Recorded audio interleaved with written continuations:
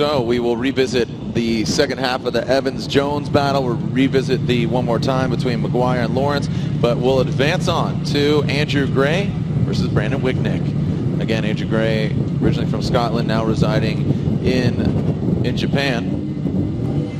He's that Power Vehicles GZX 100, Wicknick, Chase Bays, Eastbury Garage, DriftMotion.com. Here we go. On hand-cooked tires. Andrew Gray initiates in that big body. Wicknick doing a good job of chasing him down. Transitioning through the power out. Look at Wicknick lunging forward. Andrew Gray, a big correction from Andrew Gray. He puts it on the wall there. Nice job by Gray, but Wicknick had to back off a little bit. Ryan, the big point of contention was definitely right here in front of the judges in the power alley.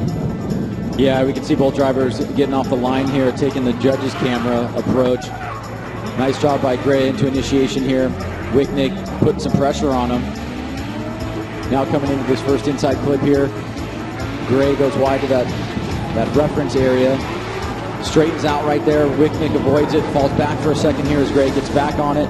Some separation here as both drivers now finish up the rest of the course as Gray goes wide on that last inside clip.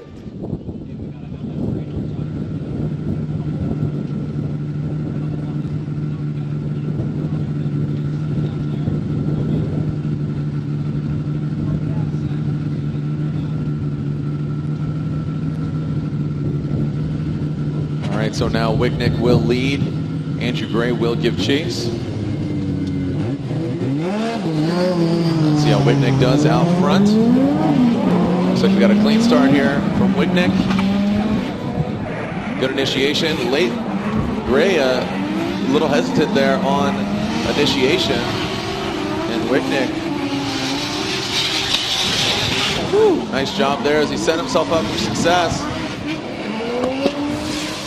Good job standing on it for Wicknick. And Gray having a difficult time there, it seems like. Yeah, I don't think Gray anticipated the kind of unique initiation that Wicknick had here. Let's take a look at this. Seems to get him all wrong from the get-go. Wicknick comes down. Gray tucks up behind him. Now watch Wicknick right here. Now he's allowed to do whatever he wants to do in his lane. And then right there you can see, it looks like Gray just did not anticipate it as well as he should have. It caused him to make a big mistake in the chase position. He's playing catch-up at this point.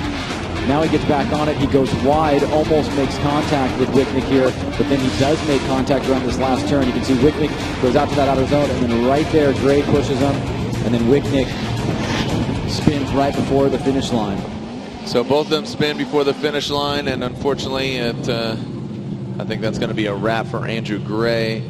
Even on that first run, he had some big mistakes there. So unfortunately for Gray. But qualified well yesterday, qualified fourth. Wicknick, look at that, struggling to get to the start line, but he's back and he's on it.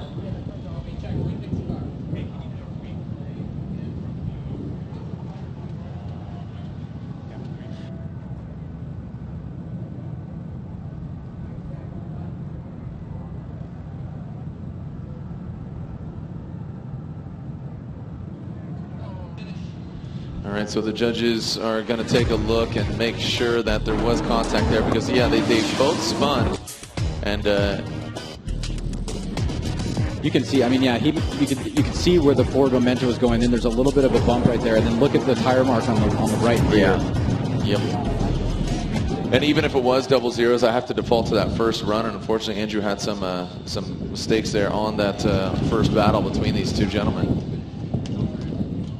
All right, so results are in. I believe it's going to slide towards Wicknick. Slide left for Wicknick, right for Gray. Brian, Ryan, and Andy, and it's unanimous. Brandon Wicknick gets the win. Brandon Wicknick in the Chase Bays 2JZ S13 gets the win, coming all the way from Utah as Wicknick advances on.